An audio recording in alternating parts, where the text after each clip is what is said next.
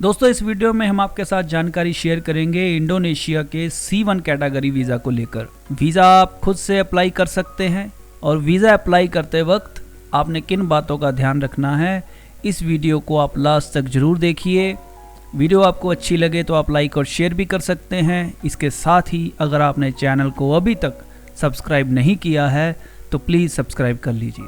हमने अपने पिछले कुछ वीडियोस में आपके साथ इंडोनेशिया के इन्वेस्टर वीज़ा को लेकर जानकारी शेयर की थी और उसमें हमने बताया था कि किस तरह से आपको क्या बेनिफिट है, और उसके साथ ही हमने ये भी आपके साथ एक जानकारी शेयर की थी कि अगर आप वाकई में इंटरेस्टेड हैं इंडोनेशिया में रेजिडेंस परमिट लेने के या बिज़नेस करने के, तो आप उससे पहले इन्वेस्टर वीज़ा लेने से पहले आप किसी लॉन्ग टर्म वीज़ा पे आएँ। तो उसमें हमने जैसे बात की थी C1 वीज़ा को लेकर, इस वीडियो में उसी कैटेगरी के वीज़ा के बारे में हम आपके साथ जानकारी शेयर कर रहे हैं। तो सबसे पहले आप ऑफिशियल वेबसाइट का एड्रेस नोट कर लीजिए। इसके साथ ही हम आपको बताना चाहेंगे, वीडियो में बताए गए लिंक जो भी हैं, जितने भी हैं, उसकी जानकारी हमने डिस्क्रिप्शन में भी दे रखी है। आप वहां से भी कॉपी पेस्ट कर सकते हैं, वहां से भी आप ये लिंक जो हैं आपको प्रोवाइड कर दिए गए हैं, आप वहां से भी ले सकते हैं। वेबसाइट ओपन होने के बाद सबसे पहला जो आपको काम करना है वो ये है कि आपने इस वेबसाइट को आपने साइन अप कर लेना है। तो उसके लिए सबसे पहले साइन इन पर, यहाँ पर आपने क्या करना है, फर्स्ट टाइम आप यूज़र हैं तो आपने क्रिएट अकाउंट पे क्लिक करना है और कुछ ऐसा वेब पेज आपके सामने होगा। अब यहाँ पर आपने जो है फॉरनर पे आपने क्लिक करना है। अब यहाँ पे थोड़ी सी जानकारी आपको फिलअप करनी पड़ेगी। तो मैं आपके सामने अब एक डमी पासपोर्ट और एक डमी ईमेल के ज़रिए हम आपके सामने ये साइन अप करेंगे। बराए मेहरबानी उस ईमेल पे आप कोई अपना किसी तरह के क्वेरीज़ या जो आपके कोई सवाल हैं तो उस पर मत आप डालिए। कोई भी आपका किसी तरह का भी सवाल है तो आप कमेंट सेक्शन में वीडियो के जो हैं वो आप डाल सकते हैं। हम पूरी कोशिश करेंगे जल्द से जल्द आपको रिप्लाई देने की। तो दोस्तों, वीडियो ज़्यादा लंबी ना हो इसलिए हमने सारी इन्फॉर्मेशन फिल कर ली है, और लेकिन आपके सामने एक बार सारी जानकारी गो थ्रू करेंगे। तो यहाँ सबसे पहले पासपोर्ट का जो बायोडाटा पेज है उसको अपलोड कर दिया, फ़ोटोग्राफ, उसके बाद as per passport information fill कर दी है। इसके साथ ही यहाँ आप नीचे देख रहे हैं, और यहाँ पे जो है अब हमने नीचे जो है ईमेल जो है वो फिल कर दी है कि ये आप सबमिट करना है। सबमिट करने के बाद ईमेल के ऊपर वेरिफिकेशन, आपको एक कोड आएगा, आपने वेरिफिकेशन उसको जो है वो अप्रूव करना है। उसके बाद आप इस वेबसाइट को लॉगिन कर पाएंगे। चलिए अब मैं जल्दी से आपको दिखाता हूँ वो किस तरह से होगा। तो ये हमने ईमेल ओपन की है, कुछ इस तरह से आपको ईमेल आएगी और यहाँ पे आप देख पा रहे हैं एक्टिवेट। तो यहाँ पर जो है एक्टिवेट आपने कर देना है। अगर ये जो है बटन ये काम नहीं करेगा तो आपने ये नीचे जो लिंक दिया है इसको भी आप कॉपी पेस्ट कर सकते हैं या डायरेक्ट आपको इसको क्लिक कर सकते हैं। तो एक्टिवेशन जो है वेबसाइट की हो जाएगी। उसके बाद हमने लॉगिन करना है। तो अब हम लॉगिन करने जा रहे हैं डिटेल भर के। अब हम सबमिट पे क्लिक करेंगे और यहाँ पे माई अकाउंट, और यहाँ पे आप देख रहे हैं कि ये हमने पहले ये वीज़ा अप्लाई किया था। और खैर अब यहाँ पे add, I am travelling on a passport, अपना कंट्री जो है वो आप सिलेक्ट कर लेंगे। यहाँ पे जर्नल, यहाँ पे टूरिज़्म, यहाँ पे सिलेक्ट द वीज़ा जो है, type of visa C1, 60 days, details and apply. तो ये C1 वीज़ा के लिए डिटेल है। 60 दिन का आपको स्टे पीरियड मिलता है जो एक्सटेंडेबल भी है, यहाँ पे आप देखिए। और इसके साथ ही प्रोसेसिंग जो टाइम है वो मैं आपको बताना चाहूँगा 5 वर्किंग डेज़। 5 वर्किंग डेज़ इसको पूरे लगते हैं जी। और 5 वर्किंग डेज़ में आपको वीज़ा जो है मेल पे आ जाता है। लेकिन आप ये मान के चलिए 5 वर्किंग डेज़ पूरे लगेंगे, ज़्यादा हो सकते हैं, कम के चांसेस बहुत ही कम हैं। अब मैं आपको दिखाना चाहूँगा, यहाँ पे देखिए अदर इन्फॉर्मेशन में यहाँ पे आ रहा है you can extend the visa और convert it into another visa और स्टे परमिट।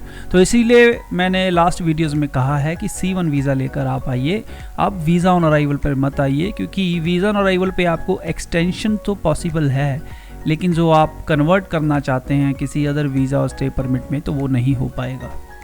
इसके साथ ही यहाँ पे डॉक्यूमेंट्स रिक्वायरमेंट देखिए, यहाँ पे आपको पासपोर्ट चाहिए, लेकिन उसके साथ आपको चाहिए पर्सनल बैंक स्टेटमेंट, जो है उसके अंदर जो अमाउंट है वो एज इक्वल टू 2000 जो हैं $, होनी चाहिए और लास्ट 3 मंथ्स पीरियड की चाहिए। तो बैंक स्टेटमेंट को आपको अरेंज करना पड़ेगा, बैंक स्टेटमेंट आप अरेंज करके लगा दीजिए, कोई मुश्किल नहीं है। और उसके साथ आपको फिर आपकी एक लेटेस्ट जो है कलर फोटोग्राफ भी लगानी पड़ेगी। वीज़ा की वैलिडिटी 90 दिनों की रहेगी, 90 दिन के अंदर आप कभी भी आ सकते हैं। तो खैर आगे बढ़ते हैं। अब यहाँ पे आप देखिए सेम पासपोर्ट ट्रैवल डॉक्यूमेंट यहाँ पे अपलोड करना है, फ़ोटो अपलोड करनी है। यहाँ पे साथ में इन्होंने बताया हुआ है कि किस तरह से आपने किन बातों का ध्यान रखना है पासपोर्ट की कॉपी अपलोड करते हुए और फोटोग्राफ अपलोड करते हुए। तो चलिए हमने पासपोर्ट की कॉपी अपलोड कर दी है, फोटोग्राफ कर दी है, नेक्स्ट पे क्लिक करेंगे।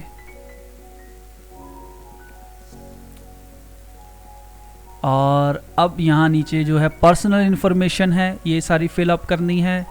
डॉक्यूमेंट टाइप जो है एज़ पर पासपोर्ट हमने ये सारी इन्फॉर्मेशन फिल करनी है। अब सबसे जो ज़्यादा ज़रूरी बात है उस बात का आपने ध्यान रखना है।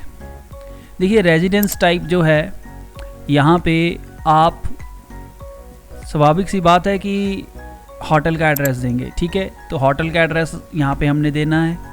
आप होटल की बुकिंग किसी भी बुकिंग वेबसाइट से आप बुक कर सकते हैं होटल अपना। और इसके साथ ही यहाँ नीचे देखिए डॉक्यूमेंट जो अपलोड करने हैं वो सिर्फ आपने यहाँ पे बैंक स्टेटमेंट करनी है, यानी कि होटल का जो आपने बुक किया होगा वो यहाँ पे नहीं लगेगा। सो आप सिर्फ जहाँ रुकने वाले हैं होटल में आप उसका एड्रेस दे सकते हैं।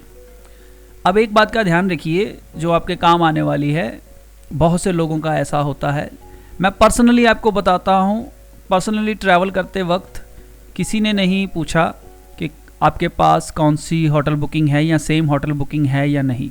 लेकिन अगर आप फ्रेशर हैं, ट्रैवलिंग आप पहली बार कर रहे हैं, अगर आप चाहते हैं कि कोई किसी तरह का आपको ट्रैवलिंग के दौरान किसी तरह की परेशानी ना आए, तो मैं आपको यही कहूँगा कि आप उसी होटल में स्टे करें और एक बार जिस होटल का एड्रेस आपने यहाँ पे फिल किया है उसकी बुकिंग या फिर आप अपने पास रखें कम से कम।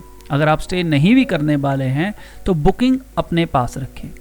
इसके साथ ही मैं आपको बताना चाहूँगा कि कई बार होता क्या है कि कुछ लोगों को ड्यूरिंग ट्रिप, क्योंकि वहाँ पर भी कई बार ऐसी दिक्कत आती है, कुछ लोग जब लॉन्ग स्टे करते हैं तो कई बार कुछ ऐसी जगहों पर जाते हैं जहाँ पे पुलिस वगैरह उनसे सवाल करती है, तो उनका कई बार परमिट देखा जाता है कि कौन सा वीज़ा है। अगर वो उस जगह पर नहीं रह रहे तो वो काफ़ी ज़्यादा सवाल जवाब करने लग जाते हैं। तो इसलिए मैं आपको कह रहा हूँ कोशिश करें या तो आप उसी होटल में रुकें और होटल बुकिंग आप ड्यूरिंग जब आप ट्रैवल कर रहे हैं तो वही रखें जो आपने यहाँ पे एड्रेस डाला है। वो मैं क्यों कह रहा हूँ इसका मैं आपको वीडियो आप देखते रहिए, वो भी मैं आपको बताऊँगा। तो खैर यहाँ पर क्या है, आपने सिंपल सी ये इन्फॉर्मेशन है वो हमने फिल कर लेनी है। मैं एक बार इसको फिल कर लेता हूँ। तो इस तरह से सारी डिटेल्स हमने फिल कर ली है।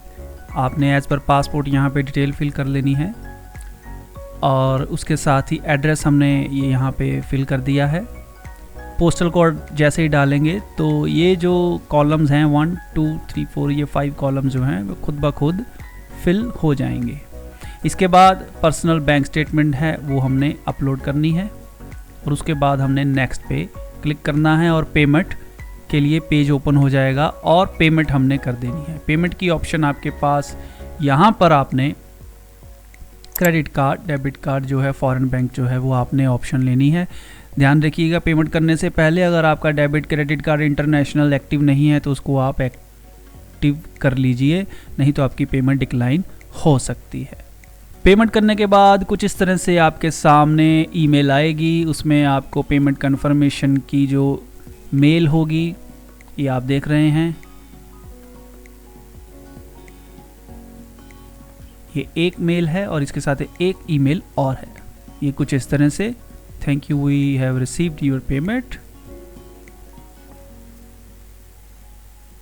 और यहाँ पर आप देख रहे हैं जून 3 को ये वीज़ा अप्लाई किया था हमने 9:21 पर, और जून 11 को वीज़ा जो है वो अप्रूव हुआ। जून 3 से जून 11 के बीच जो हॉलीडेज़ थे वो नहीं काउंट हुए हैं, इवन सैटरडे संडे, और इनकी कुछ उस वक्त पब्लिक हॉलीडेज़ था। तो मैं बताना चाहूँगा पब्लिक हॉलीडेज़ बहुत ज़्यादा है इंडोनेशिया में। खैर, तो यहाँ पे आप देख रहे हैं, उसके बाद यहाँ पे क्लिक करके वीज़ा डाउनलोड कर सकते हैं। और कुछ इस तरह से ये वीज़ा आपके सामने है। ट्रैवल करने से पहले आप वीज़ा की जो डिटेल्स हैं उसको आप ज़रूर वेरीफाई करें ताकि आपको किसी तरह की कोई मुश्किल ना आए। और यहाँ आप देख रहे हैं ये एड्रेस इन इंडोनेशिया जो डाला गया था वो एड्रेस यहाँ पर आ रहा है।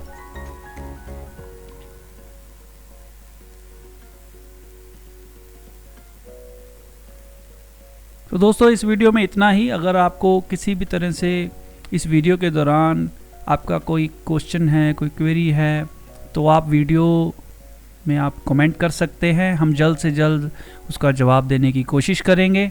उम्मीद करते हैं ये वीडियो आपके काम की होगी। वीडियो देखने के लिए आपका बहुत बहुत शुक्रिया।